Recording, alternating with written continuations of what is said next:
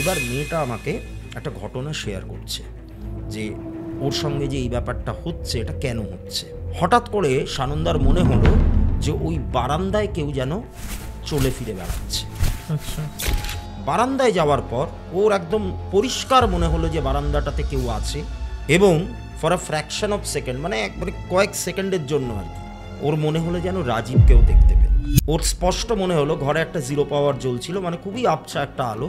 ওর স্পষ্ট মনে হলো ও মানে খাটে যেদিকে পা দিয়ে শুয়েছে ওর পায়ের ঠিক কাছটাতে একটা ছায়ামূর্তি দেয়। মানে সানন্দা যখন শুয়েছে সানন্দার মনে হলো যে ওর বুকের ওপর কেউ চেপে বসেছে, ওর গলাটা প্রায় টিপে ধরেছে, ওর দম আটকে আসছে, আর রাজীবেরই কণ্ঠস্বরে কেউ যেন বলছে যে আমাকে তাড়ানোটা এত সহজ হবে না। একটা মানুষ তার আগের জন্মে কি ছিল সেটা ছকের কোন পজিশন দেখে বোঝা যায়? আচ্ছা দেখো, আগের জন্মে উনি কি ছিলেন সেটা ছক দেখে বোঝা যায় না, আচ্ছা ঠিক আছে, কিন্তু কি কারণে ওনার এই জন্মটা হয়েছে বা ওনার কি পেন্ডিং কাজ রয়ে গেছিল সেইটা তুমি জন্মছক থেকে বার করতে পারো। আমরা যখন জন্মাই তখন আমাদের আগের জন্মের যে স্মৃতিগুলো সেগুলো কিন্তু ঈশ্বর বলো বা ইউনিভার্স বলো বা ব্রহ্মাণ্ড বলো, যাই বলো না কেন, তার ইচ্ছাতেই কিন্তু আমরা ভুলে যাই।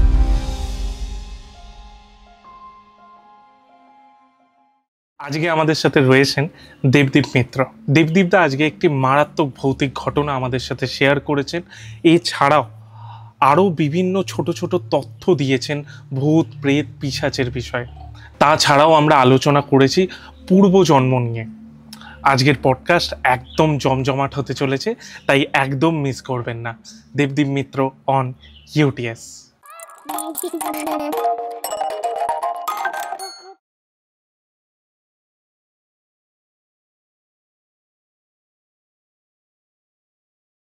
দেবদীপদা, ইউটিএসে তোমাকে আবার স্বাগত। ধন্যবাদ। তোমার এটা আমি দর্শকদের আগে বলে দিই, কারণ এটা আমাদের সেকেন্ড অ্যাটেম্প্ট। হ্যাঁ, মানে আমরা অলরেডি ইউটিএসের জন্য 2 দিন আগে শ্যুট করেছিলাম, বাট কিছু টেকনিক্যাল কারণে আমাদের ওই ঘটনার পার্টটা ডিলিট করতে হয়েছে, একটু সাউন্ডের প্রবলেমের জন্য, বাট ডিসকাশনটা রয়েছে। আর আজকে আমরা আবার নতুন করে একটা নতুন ঘটনা আর কি শুনবো তোমার কাছ থেকে। তো আপনাদের জানিয়ে রাখি, যদি বাই চান্স আপনারা দেখেন যে হুট করে জামা চেঞ্জ হয়ে গেছে, চুলের স্টাইল চেঞ্জ হয়ে গেছে, তাহলে কিছু মাইন্ড করবেন না, ভাববেন কারণ এটা 2টো পার্টে এপিসোডটা শ্যুট হচ্ছে। অলরেডি একটা পার্ট হয়ে গেছে আর এই প্রথমের পার্টটা আবার আমরা শ্যুট করছি। তো দেবদীপদা কেমন আছো? ভালো আছি, তোমার কি খবর? আমার তো খুবই ভালো চলছে। আজকে তুমি সাধারণত আমাদের হরর মাইন্ডসের ঘটনা শোনাও, বাট আজকে আমাদের মেইন চ্যানেল ইউটিএসে তুমি এসছো। অলরেডি তুমি একটা ইউটিএসে ঘটনা আর একটা এপিসোড করেছিলে, হ্যাঁ, অনেক দিন আগে। আজকে এটা সেকেন্ড টাইম তোমার। আজকে কি ঘটনা এনেছো তুমি? আজকে ঘটনা বলতে আমার এক ক্লায়েন্টেরই ঘটনা। এবার এতদিন আমি যে সমস্ত ঘটনাগুলো শুনিয়েছি যে কোনো না কোনোভাবে প্রভাবিত হচ্ছে, মানে কোনো নেগেটিভ এন্টিটির দ্বারা, নিয়ে তারপর সেই জায়গাটা থেকে কিভাবে তাদেরকে বিপন্মুক্ত করলাম, এটাও খানিকটা তাই। কিন্তু এই ঘটনাটার মাধ্যমে বেশ কিছু নতুন নতুন তথ্য আজকে উঠে আসবে, যেটা মানে আমি অন্তত বলতে পারি যে ইউটিএসের যে সমস্ত দর্শকবৃন্দ তারা এর আগে হয়তোবা কোথাও শোনেনি, মানে অন্তত বাংলা পডকাস্টে তো শোনেইনি, এইটুকু আমি দাবি করতে পারি। জন্মাষ্টমী স্পেশাল অফার 14ই আগস্ট থেকে 21শে আগস্ট অবধি চলছে অর্ডার আকশায় জন্মাষ্টমী স্পেশাল অফার, যেখানে আছে যে কোনো ক্রিস্টালের ওপর ফ্ল্যাট 100 রুপিস অফ। তার জন্য একটি কুপন কোড আছে UTS 100, এটি অ্যাপ্লাই করবেন আর পেয়ে যাবেন 100 রুপিস অফ। আপনারা যেমনি জানেন এই মানি ম্যাগনেট এটি অলরেডি অনেক মানুষ কিনেছে, যাতে আপনি পাচ্ছেন opportunity, good luck, wealth, sharp mind, কাজ করার জন্য কনফিডেন্ট, লাইফে stability and stress and anxiety থেকে মুক্তি, এটির ওপরও এটির প্রাইস হচ্ছে 797, বাট আপনি যদি UTS 100 কুপন কোডটি ইউজ করেন তাহলে আপনি পেয়ে যাবেন 697-এ। আর হ্যাঁ, অনেকেই একটা কথা বলছে যে এটি রিচার্জের জন্য কি লাগবে।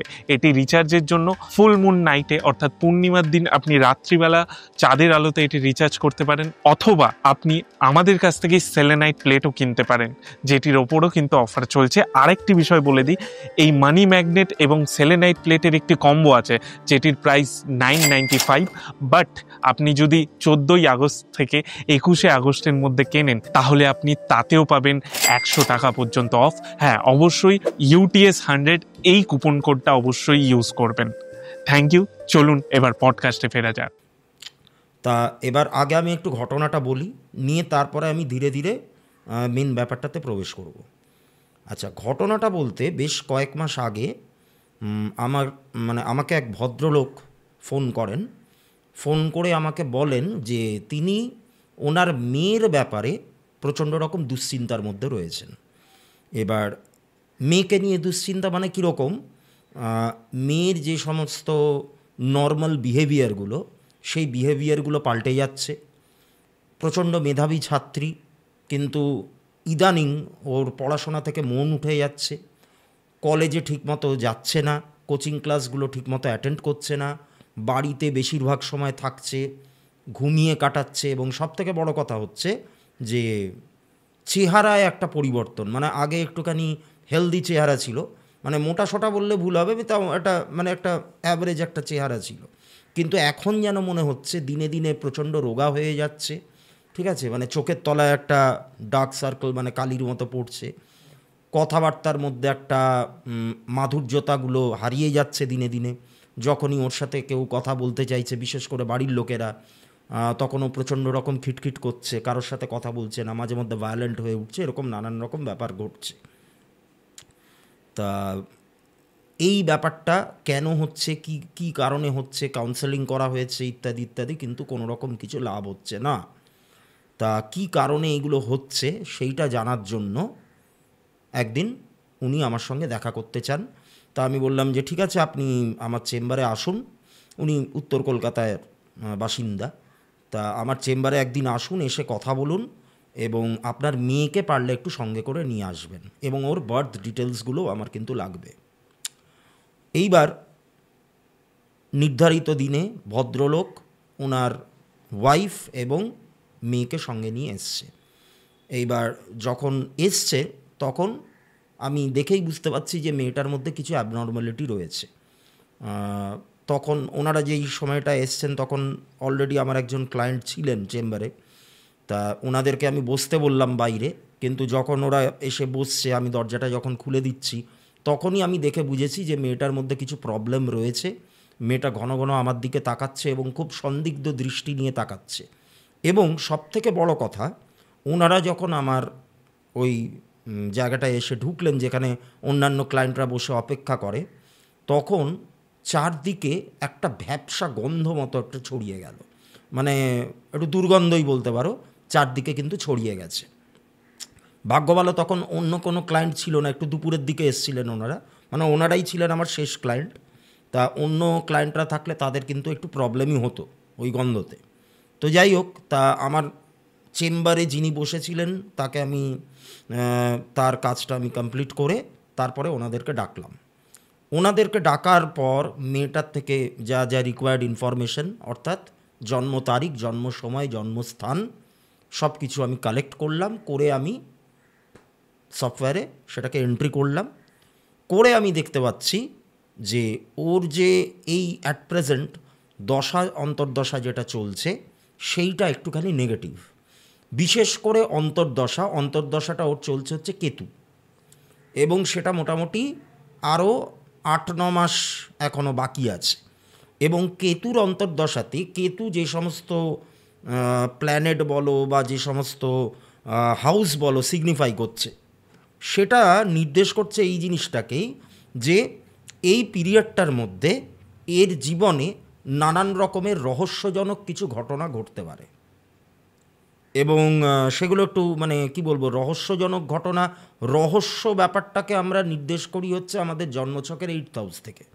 এবার 8th হাউস এসছে, 12th হাউস এসছে, এরকম নানান রকম ম্যালিফিক হাউসগুলো চলে এসছে, যেটা কিন্তু একটা মিস্ট্রি সেটাকেও ইন্ডিকেট করছে, আবার শরীর খারাপ হয়ে যাওয়া সেটাকেও ইন্ডিকেট করছে।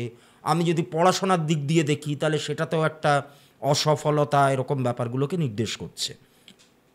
তা আমি এগুলো প্রত্যেকটাই ওনাদেরকে বললাম। তা তখন স্বাভাবিকভাবেই যা হয়, মা এবং বাবা দুজনেই জানতে চাইছেন যে এর কোনো রেমেডি হয় কি না, এর মানে কী রেমেডি আছে, কী সলিউশন আছে। তা আমি সলিউশনের ব্যাপারটা বলতে যাব, তখন ওই মেয়েটা হঠাৎ করে বলছে যে আমার বেশ কিছু কথা বলার আছে, আমাকে বলছে আমি এটা একান্তে আপনার সঙ্গে বলতে চাই, আমি চাই না যে আমার মা বা বাবা কেউ এখানে থাকুক। এবার মা বাবা তখন বাইরে বেরিয়ে গেছেন। এইবার মেয়েটা আমাকে একটা ঘটনা শেয়ার করছে যে ওর সঙ্গে যে এই ব্যাপারটা হচ্ছে এটা কেন হচ্ছে। তা আমি বললাম যে ঠিক আছে তুমি বলো। অল্প বয়সী মেয়ে, জাস্ট মানে সেকেন্ড ইয়ারে পড়ে। তা মেয়েটা বলছে যে স্কুল কমপ্লিট করে ও যখন কলেজে ওঠে তখন কলেজে ওদের বন্ধুদের একটা গ্রুপ তৈরি হয়। এবার মেয়েটা আর্টস নিয়ে মানে হিউম্যানিটিজের স্টুডেন্ট ছিল, হিস্ট্রি স্টুডেন্ট ছিল। তা এবার একটা বন্ধুদের গ্রুপ তৈরি হয়। এবার কলেজের বন্ধুবান্ধব যেমন হয় আর কি, ক্লাসও করা হচ্ছে, কোচিংয়েও যাওয়া হচ্ছে, তার সাথে আনন্দ ফুর্তি, সিনেমা, বিনোদন, নানান রকমের ব্যাপারই হচ্ছে। এই করতে করতে একটা বছর পেরোনোর পর ওই বন্ধুদের গ্রুপের মধ্যে থেকে রাজীব বলে একটা ছেলে, যার এই মেয়েটাকে ভালো লেগে যায়। এই মেয়েটার নাম হচ্ছে সানন্দা। এবার ভালো লেগে যায় মানে একটু বেশি মেলামেশা, মানে ওর বিভিন্ন রকমের আকার ইঙ্গিত, হ্যাঁ, বিভিন্ন রকমের মেসেজের যে ভাষাগুলো, সেইগুলোতে সানন্দা অনেক দিন আগেই বুঝে যায় যে এই ছেলেটা ওর প্রতি আকৃষ্ট। তারপরে একটা সার্টেন একটা দিনে ছেলেটা ওকে প্রপোজ করে। এবার সানন্দা স্বাভাবিকভাবে যা হয় আর কি, মানে প্রপোজ করলে মানে সানন্দারও যদি ভালো লেগে থাকে সঙ্গে সঙ্গে তো আর কোনো ডিসিশনে আসা যায় না, একটু সময় চায় মেয়েরা। তা বলে যে ঠিক আছে আমাকে কটা দিন টাইম দিতে হবে, তারপরে আমি জানাতে পারবো। তা এইরকমভাবে বেশ কিছুদিন যাওয়ার পর আস্তে আস্তে সানন্দাও বুঝিয়ে দেয় যে ওরও রাজীবকে পছন্দ। এবার ওদের যে বন্ধুত্বটা সেটা ধীরে ধীরে প্রেমের সম্পর্কে পরিণত হলো। এবার প্রেমের সম্পর্কে পরিণত হলে যা হয়, ওর সঙ্গে একটুখানি বেশি টাইম কাটানো, ওর সঙ্গে আলাদা করে একটু ঘুরতে যাওয়া, বিভিন্ন রকমের ব্যাপার ট্যাপার হচ্ছে। তা এরকমভাবে বেশ অনেকগুলো দিন কাটে। এবার সানন্দা কি করে, সানন্দা কিন্তু এই রাজীবের সাথে ওর যে সম্পর্কটা, এই ব্যাপারটা কিন্তু ওর মানে বাড়ির লোকজনকে জানতে দেয়নি, ওটাকে সে গুহ্যই রাখে। তো যাই হোক, তা এবার এরকমভাবে ঘোরাঘুরি চলতে চলতে একদিন রাজীব আর সানন্দা একটা জায়গায় ঘুরতে যায়। এবার রাজীবের বাইক ছিল, ঘুরতে গিয়ে সেখানে সারাটা দিন তারা স্পেন্ড করে সন্ধ্যের দিকে ওরা বাড়ি চলে আসে। এবার বাড়ি চলে আসার পর মানে মোটামুটি সানন্দা ওর বাড়িতে ঢুকে যায় 7টা থেকে 7:30টার মধ্যে। এবার বাড়িতে ফ্রেশ হয়ে একটুখানি ইভিনিং স্ন্যাক্স খেয়ে এবার একটু বই খাতা নিয়ে বসতে যাবে। এবার সানন্দার যে ঘরটা, সেটা লাগোয়া একটা লম্বা টানা বারান্দা ছিল। হঠাৎ করে সানন্দার মনে হলো যে ওই বারান্দায় কেউ যেন চলে ফিরে বেড়াচ্ছে। আচ্ছা, একটা পায়ের আওয়াজ, কারোর একটা উপস্থিতি। এবং ওই বারান্দাটাতে সানন্দা ছাড়া আর অন্য কারোর আসার কথা নয়, কারণ ওই বারান্দাটা ওর ঘরের সঙ্গেই অ্যাটাচড। অন্য কেউ ওই বারান্দায় যেতে পারবে না, যেতে গেলে ওর ঘর হয়ে মানে ওর ঘর পেরিয়ে যেতে হবে। এবারে মা বা বাবা কেউই তো আসেনি, সানন্দার একটা বোনও আছে, কেউই আসেনি, কিন্তু তাও মনে হচ্ছে যেন বারান্দায় কেউ হাঁটাচলা করছে। এবার সানন্দার একটু ডাউট হলো। সানন্দা কি করলো, উঠে দরজা খুলে বারান্দায় গেল, কিন্তু বারান্দায় কাউকে দেখতে পেল না। ও আবার ঘরের মধ্যে চলে এলো। ঘরের মধ্যে এসে যখন আরও কিছুক্ষণ বইপত্র নিয়ে ঘাটাঘাটি করছে, হঠাৎ ওর নাকে একটা গন্ধ আসে, এটা হচ্ছে একটা পারফিউমের গন্ধ। এই পারফিউমটা রাজীব ইউজ করে। এই গন্ধটা কিন্তু সানন্দার খুব পরিচিত গন্ধ। রাজীবের পারফিউমের প্রতি একটা ফ্যাসিনেশন ছিল, ঠিক আছে। তা এই পারফিউমের গন্ধটা সানন্দার খুব পরিচিত গন্ধ, কারণ রাজীব যখনই কলেজে আসে বা ওর সঙ্গে মিট করে বা যখনই কোথাও যায় এই পারফিউমটাই কিন্তু ইউজ করে। এমনকি এই যে আজকে সারাটা দিন রাজীবের সঙ্গে স্পেন্ড করে ও যে বাড়ি ফিরেছে, রাজীব ওকে বাইকে করে ড্রপ করে দিয়েছে, ওর কিন্তু ওই পারফিউমটাই মাখা ছিল, ওই গন্ধটা নাকে এসে লাগছে। এবার সানন্দা একটু চিন্তা হলো যে এই পারফিউমটা কেন এখানে, এই গন্ধটা কেন এখানে আসবে, তাহলে কি রাজীব কোনোভাবে আমাদের বাড়িতে এলো? কারণ এই চিন্তাটা কেন হলো সানন্দার, কারণ বেশ অনেক দিন ধরে ওর আর রাজীবের মধ্যে একটা কথাবার্তা হচ্ছিল যে আমরা আমাদের সম্পর্কটা বাড়িতে জানিয়ে দিই। সানন্দাও বলেছে যে আমি আমার মা বাবাকে না জানিয়ে কিছু করি না, আর রাজীবও বলেছে যে ঠিক আছে আমিও আমার মা বাবাকে জানাবো, কিন্তু আমার মনে হয় এটা জানানোর সঠিক সময় নয়, কারণ আমরা দুজনেই এখন স্টুডেন্ট, পড়াশোনা করছি, কেউই নিজের পায়ে দাঁড়ায়নি। আমি চাইছি যে মোটামুটি কলেজটা কমপ্লিট হলে যখন আমি অন্তত একটা চাকরি পেয়ে যাব তখন আমি আমার এই সম্পর্কের কথাটা বাড়িতে জানিয়ে দেবো। এখন আমি জানাতে চাই না, কারণ আমার মা বাবা দুজনেই খুব স্ট্রিক্ট এই সব ক্ষেত্রে অন্তত। তো যাই হোক, নিজেদের মধ্যে একটা মিউচুয়াল কথাবার্তা হয়েছে, একটা আন্ডারস্ট্যান্ডিং হয়েছে, দুজনেই রাজি হয়েছে তাতে। কিন্তু সানন্দার ডাউট হলো যে তাহলে কি এইবার এই যে আজকে বেরিয়েছিল ওরা ওই দিনটাতে, ওই দিন মাঝে মধ্যেই কিন্তু এই টপিকটা, এই বিষয়টা নিয়ে ওদের মধ্যে কিন্তু একটা কথাবার্তা, একটা আলাপ আলোচনা হয়েছে। তা তখন সানন্দার মনে হলো যে তাহলে কি রাজীব নিজের মত বদলে আমাদের বাড়িতে হঠাৎ করে চলে এসছে আমার মা বাবাকে ব্যাপারটা জানানোর জন্য। তো এরকম নানান রকম ব্যাপার ভাবছে, কিন্তু কাউকেও দেখতে পাচ্ছে না, ঠিক আছে। রাজীবের পারফিউমের গন্ধ পাচ্ছে, কারোর একটা উপস্থিতি অনুভব করছে, কিন্তু কাউকে দেখতে পাচ্ছে না। এইবার ওর মনঃসংযোগটা বারবার করে মানে বিঘ্ন ঘটছে পড়াশোনায়। ও আবার বারান্দায় গেল সানন্দা। বারান্দায় যাওয়ার পর ওর একদম পরিষ্কার মনে হলো যে বারান্দাটাতে কেউ আছে। বারান্দাতে বেশ কতগুলো জিনিস রাখা ছিল, সেই জিনিসগুলো টুপটাপ করে পড়তে শুরু করলো। একটা বালতি রাখা ছিল, ঠিক আছে। সেই মানে বালতিটা রাখা ছিল কীরকম, মানে ঘরের মধ্যে একটা এসি ছিল, সেই এসির যে আউটার ইউনিটটা, মানে যেটা দিয়ে অনেক সময় জল টল পড়ে, সেইটার তলায় বালতিটা রাখা ছিল। মনে হলো যেন বালতিটাকে কেউ সরিয়ে দিচ্ছে বা বালতিটাকে সরানোর আওয়াজ হচ্ছে, এরকম বালতিটা নড়ছে। এইবার সানন্দা দাঁড়িয়ে দাঁড়িয়ে রয়েছে, একটু ভয় পাচ্ছে। হঠাৎ ওর মনে হলো ওর কানের কাছে কেউ ওর নাম ধরে ডাকছে, এবং সেই কণ্ঠস্বরটা মনে হলো যেন রাজীবের। কণ্ঠস্বরটা যেন মনে হলো রাজীবের। এইবার এটাতে সানন্দা একটু ভয় পেয়ে গেছে। ভয় পেয়ে সঙ্গে সঙ্গে ঘরের মধ্যে চলে এসছে, এসে মোবাইলটা নিয়ে রাজীবের নাম্বারটা ডায়াল করেছে। নাম্বারটা বলছে তখন নট রিচেবল, নাম্বারটা নট রিচেবল, নেটওয়ার্কের বাইরে। এইবার ও তো আর পড়াশোনায় মন দিতে পারছে না, কোনোভাবেই কিছু হচ্ছে না। হঠাৎ ওর মনে হলো ওর যে ঘরের যে দরজাটা, সেই দরজাটা হালকা করে একটুখানি খুললো, খুলে আবার বন্ধ হলো, কেউ যেন ঘরের মধ্যে প্রবেশ করলো। এবার ওর ঘরে একটা আলমারি রাখা ছিল, একটা কাঠের ওয়ার্ড্রোবের মতো। সেই আলমারিটার পাশে বেশ কিছুটা জায়গা, একটা ফ্রি স্পেসের মতো রয়েছে। ওই জায়গা থেকে মনে হলো কেউ যেন উঁকি মেরে ওকে দেখছে, এবং for a fraction of second, মানে একবারে কয়েক সেকেন্ডের জন্য আর কি, ওর মনে হলো যেন রাজীবকেও দেখতে পেল। ওর মনে হলো রাজীবকেও দেখতে পেল। ও আবারও ফোন করলো। ফোনে কিন্তু সেই একই কথা বলছে যে নেটওয়ার্ক নট অ্যাভেলেবল। এরকম করে প্রায় 2-2.5 ঘন্টা কাটলো এই ডামাডোলের মধ্যে নিয়ে। তারপর ডিনার টাইম হয়েছে। এবার ডিনার টাইমে সানন্দাদের বাড়িতে যেটা হয় যে পুরো পরিবার একসাথে টেবিলে বসে ডিনার করে। ডিনার করে ও ঘরের মধ্যে গেছে, রাত্রে শোবে, ও একাই শোয়ে।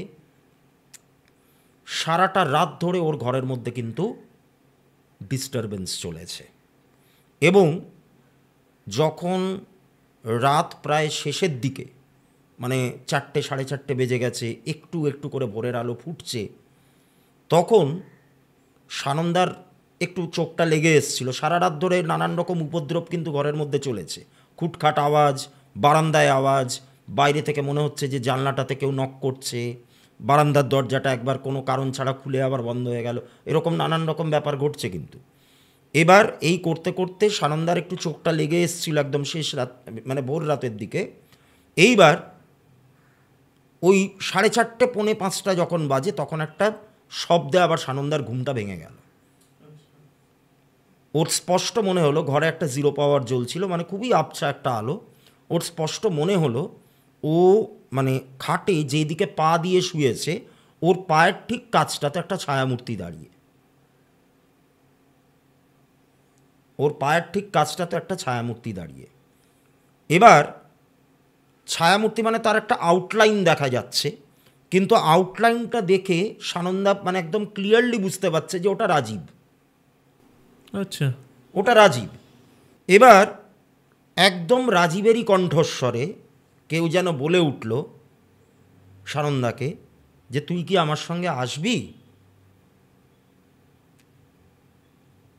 এবার সানন্দা এইটা ঘটাতে কিন্তু খুব ভয় পেয়ে গেছে। ভয় পেয়ে ও ধর্মরিয়া খাটের ওপরে উঠে বসেছে। ঠিক তখনই ধীরে ধীরে ওই ছায়ামূর্তিটা কিন্তু অদৃশ্য হয়ে যায়। এইবার পরের দিন সকালবেলা সানন্দার কলেজ স্টার্ট হয় মোটামুটি 11:30 পৌনে 12টা এরকম টাইম থেকে। তা সকালবেলায় উঠেছে, রাতে যেহেতু একটু ভালো করে ঘুম হয়নি, সানন্দা এমনিতে আর্লি রাইজার, কিন্তু সেদিন মোটামুটি 8:30 পৌনে 9টা অবধিও ঘুমিয়েছে, যেহেতু রাতে ঘুমটা ডিস্টার্বড হয়। এবারে সকালবেলায় যখন ওর ঘুমটা ভাঙলো, ঘুম ভাঙার পর সাধারণত যা করে ও একটুখানি ফ্রেশ ট্রেশ হয়ে দাঁত টাত মেজে একটু হট ড্রিঙ্কস খাওয়া এগুলো করছে। হঠাৎ করে ওর মোবাইলটা বেজে উঠেছে। মোবাইলে দেখছে ওদেরই গ্রুপে, ওদেরই যে ফ্রেন্ডদের যে গ্রুপটা, সেখানে আরও একটি মেয়ে ওকে ফোন করেছে, করে বলছে যে তুই ইমিডিয়েটলি চলে আয়, রাজীবের একটা ফেটাল অ্যাক্সিডেন্ট হয়েছে, ফেটাল অ্যাক্সিডেন্ট হয়েছে। এইবার এ প্রসঙ্গে একটা কথা বলে রাখি, রাজীব আর সানন্দা আগের দিন যে বেরিয়েছিল, সারাটা দিন যে স্পেন্ড করেছিল, এই কথাটা রাজীব এবং সানন্দা কাউকেই জানায়নি। সানন্দা ওর বন্ধুদেরকে জানায়নি, বন্ধু বলতে তো সব কমন ফ্রেন্ড, রাজীবও জানায়নি। অর্থাৎ ওরা একটা অজুহাত দিয়ে সেদিন কলেজে আসেনি, দুজনে দু রকমের কথা বলেছে যে আমরা কলেজে আসবো না, কিন্তু ওরা যে একসাথে বেড়াতে যাবে, ঘুরতে যাবে, এই আন্দাজ কারোরই ছিল না।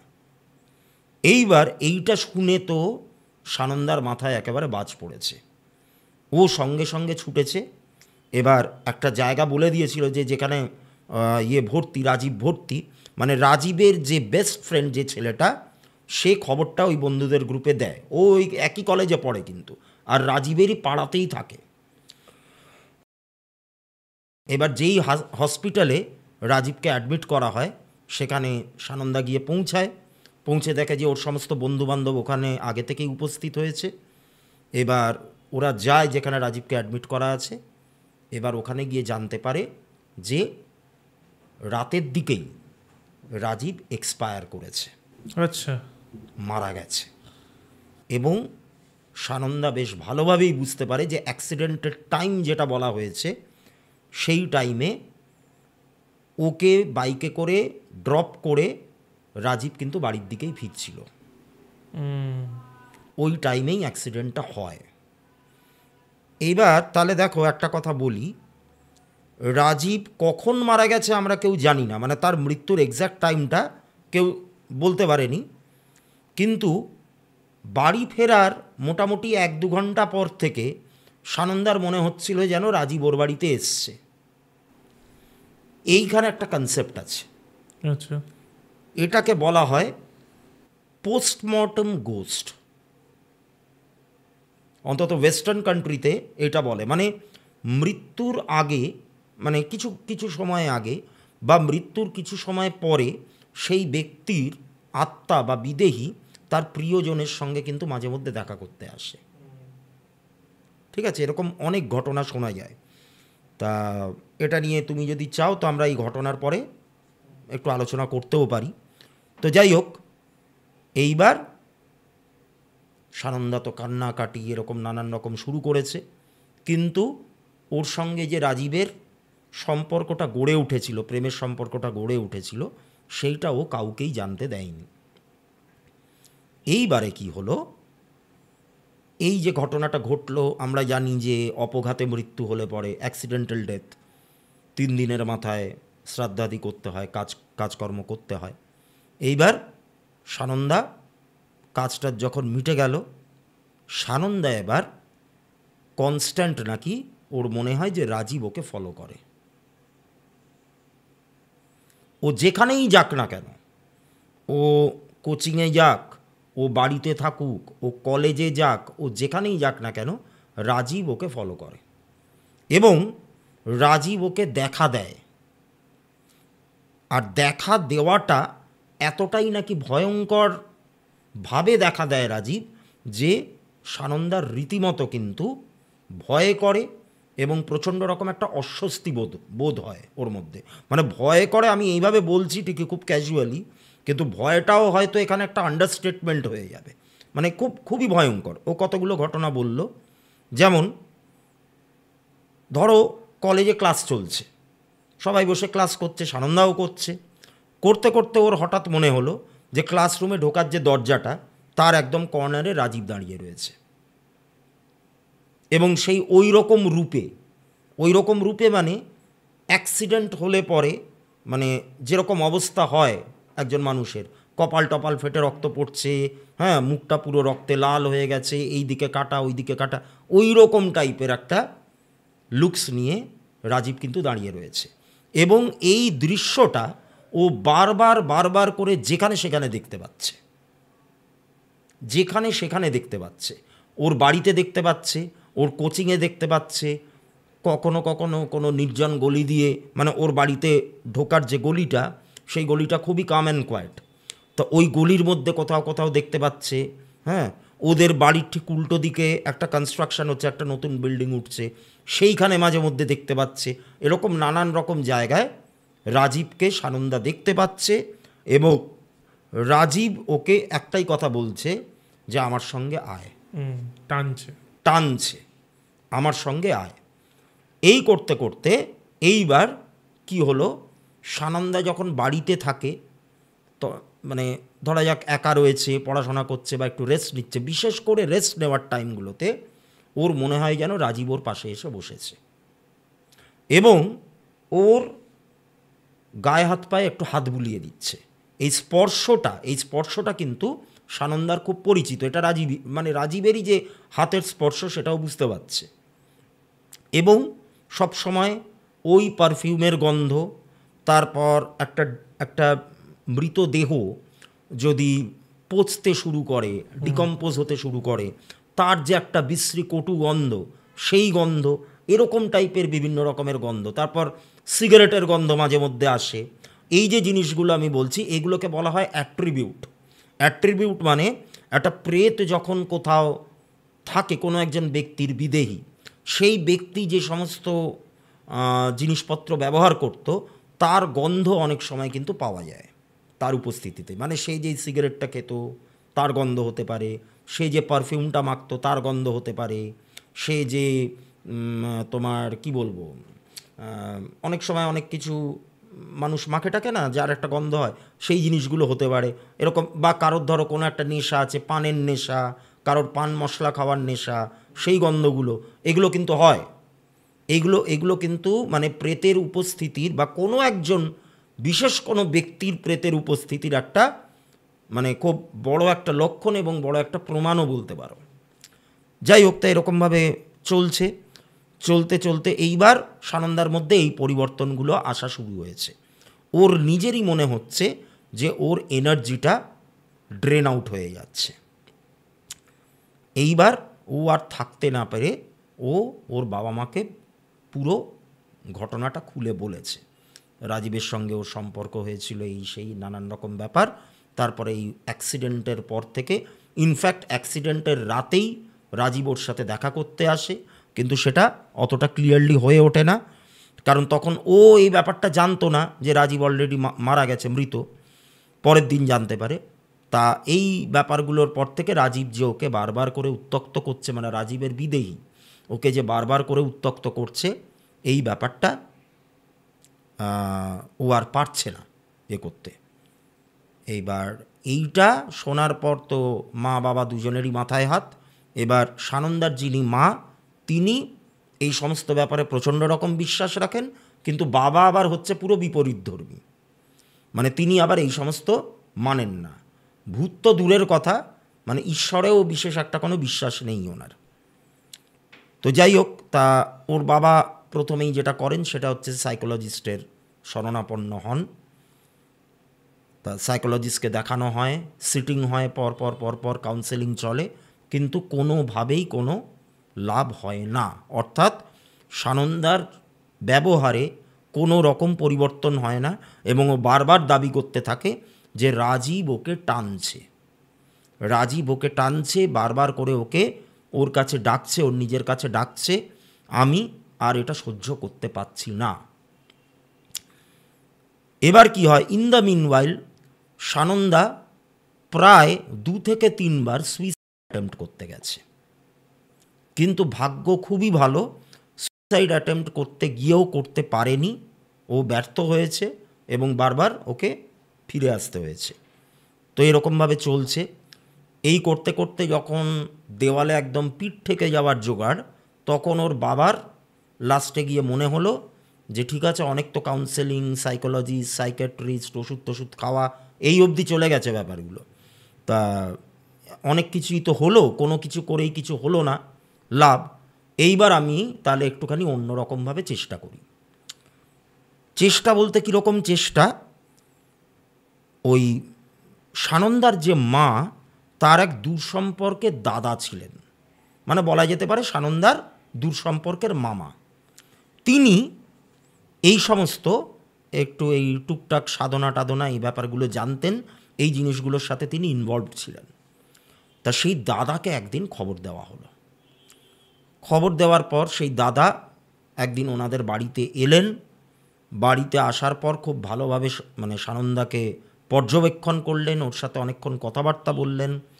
বলার পর এবার ওই পুরো বাড়ি জুড়ে ওই গন্ধটা, একটা দুর্গন্ধ, এই দুর্গন্ধটা কিন্তু প্রেতের উপস্থিতির একটা বিরাট বড় লক্ষণ।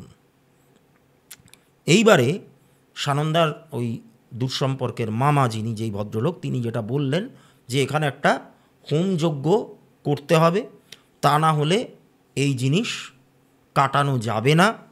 কারণ যিনি আছেন এখানে সানন্দার সঙ্গে, তিনি কিন্তু প্রচণ্ড রকমের জেদি একজন বিদেহী, তো তিনি সহজে এই স্থান ত্যাগ করবেন না, তাই আমাকে এখানে উগ্র হোম করতে হবে, অর্থাৎ বগলামুখী, ধূমাবতী এবং ছিন্নমস্তা, এই 3টে জিনিসের প্রয়োগ আমাকে করতে হবে, তা না হলে যাবে না। তা ওনারা তখন রাজি হলেন, রাজি হতেই হলো, কিছু তো আর করার নেই, এনার ওপরে বিশ্বাস করতেই হবে। তা তিনি সেই দিন কোনো যজ্ঞ করলেন না, কিন্তু সেই দিন সাময়িকভাবে সানন্দাকে একটু বন্ধন করে দিয়ে গেলেন, আর একটা ফর্দ তৈরি করলেন, একটা তালিকা তৈরি করলেন যে যজ্ঞতে যেই যেই জিনিসগুলো লাগবে সেগুলো ওদেরকেই কিনতে হবে, তার একটা লিস্ট তিনি তৈরি করে দিয়ে গেলেন, এবং একটা দিনক্ষণ দেখে একটা তারিখ জানিয়ে দিলেন যে অমুক তারিখে অমুক সময়ে আমি এখানে এসে যজ্ঞটা করে দিয়ে যাব, তার জন্য যা যা মূল্য লাগে ওটা আপনারা দিয়ে দেবেন। তা এটা করে তো তিনি ওখান থেকে বেরোলেন। এবার সানন্দাদের বাড়ি থেকে উনি বেশ অনেকটাই দূরে থাকেন, মানে ট্রেনের রাস্তায় ওনার বাড়িটা। তা ওখান থেকে ওনাকে হাওড়া যেতে হবে, হাওড়া থেকে ট্রেন ধরতে হবে।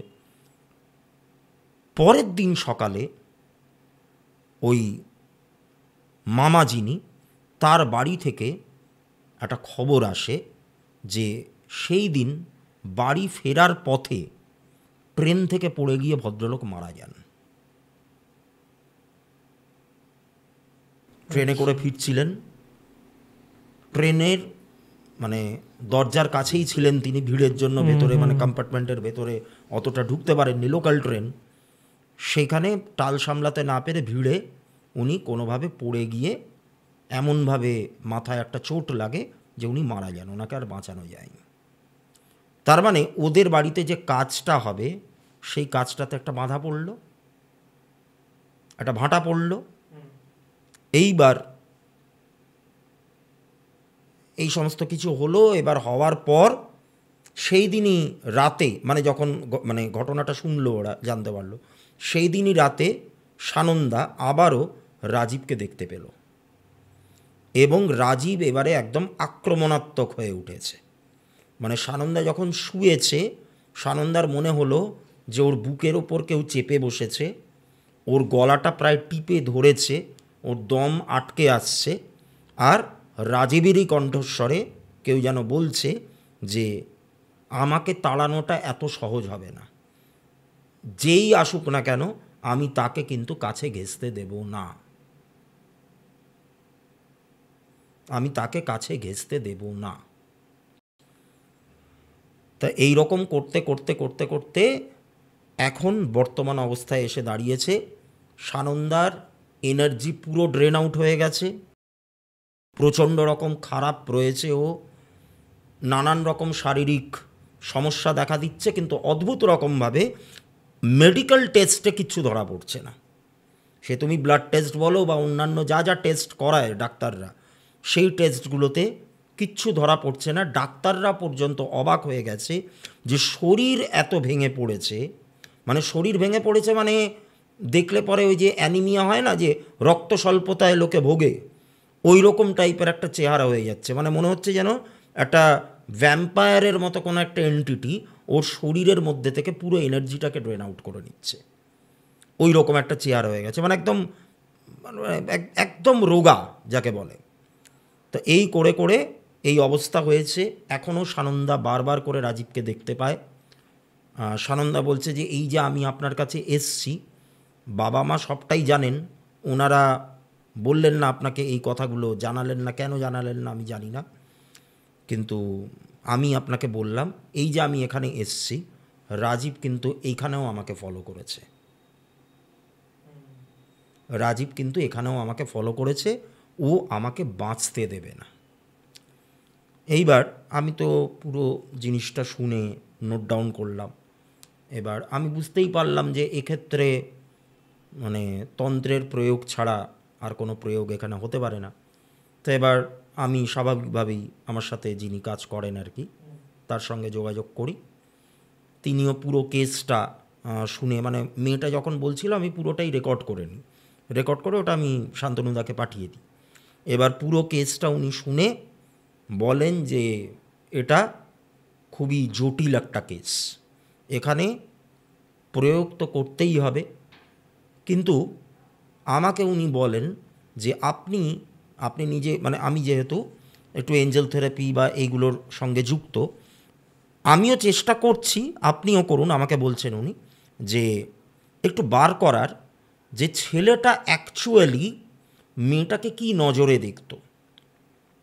কারণ এতটাই কি ভালোবাসা যে একদম কাছে টেনে নিতে চাইছে, মানে কি হিসেবে দেখতো, জাস্ট আ ফ্রেন্ড, নাকি শারীরিকভাবে আকৃষ্ট ছিল, নাকি কীরকম, কি ওদের মধ্যে সম্পর্কটা কীরকম ছিল, আপনি একটু বার করার চেষ্টা করুন, আমিও করছি। এইবার শান্তনুদা সাধারণত তন্ত্রের সাহায্যে বা আসনে বসে বিভিন্ন রকম মেডিটেশনের সাহায্যে এই ব্যাপারগুলো বোঝার চেষ্টা করেন। আমিও এঞ্জেল থেরাপি দিয়েই করি, কিন্তু সেদিন আমার মনে হলো যে এঞ্জেল থেরাপি দিয়ে না করে আমি যদি ব্যাপারটা একটু অন্যরকমভাবে জানার চেষ্টা করি, যে এদের মধ্যে মানে ছেলেটা মেয়েটাকে কি নজরে দেখতো, তাহলে কেমন হয়। তা করতে গিয়ে আমার একটা উপায়ের কথা মনে পড়লো, সেটা হচ্ছে পেন্ডুলাম। পেন্ডুলাম ডাউজিং এমন একটা জিনিস যেটা দিয়ে তুমি এই বিশ্ব ব্রহ্মাণ্ডের যে কোনো প্রশ্নের উত্তর তুমি বার করতে পারবে, যে কোনো প্রশ্ন। অবশ্যই তোমার তার জন্য একটা সাধনার প্রয়োজন আছে, সেটা নিয়ে আমি আলোচনা করছি না এখানে। এবং এই পেন্ডুলাম ডাউজিং নিয়ে চারদিকে কত যে ভুলভাল তথ্য ছড়িয়ে আছে এবং মানুষকে যে কতখানি ভুল বোঝানো হচ্ছে, সেটাও আমি আজকে একটুখানি আলোচনা করব ঘটনাটাকে বলে নেওয়ার পর। এইবার পেন্ডুলাম ডাউজিং আমি যখন করি, দেখো বিভিন্ন রকমের ইনফরমেশান তো মানুষের দরকার পড়ে। কারোর হয়তো জানতে ইচ্ছে হলো যে তার ব্যবসায় প্রফিটটা আবার কবে থেকে হবে, কারোর জানতে ইচ্ছা হলো যে সে কবে গাড়ি কিনতে পারবে, কেউ হয়তো জানতে চাইলো যে সে একটা চাকরিতে জয়েন করবে, সেখানে তার মান্থলি স্যালারি কত হবে। এবার কিছু কিছু প্রশ্ন থাকে যেগুলোর উত্তর কিন্তু তুমি অ্যাস্ট্রোলজি দিয়ে বার করতে পারবে না। অ্যাস্ট্রোলজি দিয়ে তুমি টাইমিংটা বলতে পারবে যে এই ঘটনাটা এই টাইমে ঘটবে, কিন্তু তুমি এক্স্যাক্ট কত টাকা মাইনে পাবে বা তুমি লটারিতে কত টাকা জিতবে বা তুমি এরকম বিভিন্ন স্পেসিফিক কিছু উত্তর, সেই ব্যাপারগুলো অ্যাস্ট্রোলজি থেকে কিন্তু বলা যায় না। বা ধরো আমি আরেকটা এক্সাম্পল দিচ্ছি, যে আমার কাছে একজন ব্যক্তি এলো, তার চেনা পরিচিতের যে রেঞ্জটা, যে পরিধিটা, সেটা অনেক দূর অবধি বিস্তৃত। এবার সেখানে অনেক মানুষ আছে, কে ওনার সম্পর্কে কীরকম ধারণা পোষণ করে এটাও তুমি কিন্তু, বা কে শত্রুতা করছে এটাও তুমি কিন্তু পেন্ডুলাম দিয়ে বুঝতে পারবে। তো এবার এই যে বিভিন্ন যে প্রশ্নগুলো, জিজ্ঞাসাগুলো, তার জন্য আলাদা আলাদা আমি কি করি, চার্ট বানানো থাকে। চার্ট মানে কিন্তু এখানে অ্যাস্ট্রোলজিক্যাল চার্ট না, ডাউজিং চার্ট। ডাউজিং চার্ট একটু অন্যরকম হয়। এবার সেই ডাউজিং চার্টটাকে সামনে রেখে আমি পেন্ডুলামটাকে সেন্টার পয়েন্টে ধরে পেন্ডুলামকে প্রশ্ন করি, পেন্ডুলাম আমাকে উত্তর দেয়। এইবার আমি একটা রিলেশনশিপ ডাউজিং চার্ট তৈরি করেছিলাম। রিলেশনশিপ ডাউজিং চার্ট মানে হচ্ছে, মানে ধরো একটি মেয়ে আমার কাছে এসছে, তার একটা ছেলের সঙ্গে সম্পর্ক হয়েছে, সে এবারে জানতে চায় আমার কাছে যে ছেলেটা কি আদৌ ওর প্রতি লয়াল, এবার ছেলেটা ওকে কি নজরে দেখছে, জাস্ট অ্যাজ এ ফ্রেন্ড, নাকি সেক্সুয়ালি ওর প্রতি অ্যাট্রাক্টেড, নাকি ওর টাকা পয়সার প্রতি অ্যাট্রাক্টেড, নাকি সোলমেট, নাকি অন্য কিছু, এরকম টাইপের নানান রকম জিনিস করা থাকে। এবার যেটা সঠিক উত্তর, পেন্ডুলাম সেই দিকেই ঘুরবে। ব্যাপারটা হচ্ছে এরকম। এইবার এই মেয়েটির ক্ষেত্রে আমি সেম জিনিস অ্যাপ্লাই করি, যে এই যে রাজীব বলে যে ছেলেটা, এ সানন্দাকে কি নজরে দেখে। এবার ওখানে অনেক অপশান রয়েছে, পেন্ডুলাম যে কোনো একটা দিকে মুভ করবে, যেদিকে মুভ করবে সেটাই সঠিক উত্তর। পেন্ডুলাম দেখে মুভ করছে টুইন ফ্লেমের দিকে। টুইন ফ্লেম শুনেছো এর আগে কখনো? বলছি, টুইন ফ্লেমের দিকে মুভ করছে। এইবার এই জায়গাটাতে আমি 3 থেকে 4 বার সেম রিডিং পেলাম পেন্ডুলামের মাধ্যমে, সেম রিডিং, প্রত্যেকবার ওটা টুইন ফ্লেমের দিকে গেছে। টুইন ফ্লেম মানে হচ্ছে, এই কনসেপ্টটা খুব অদ্ভুত একটা কনসেপ্ট।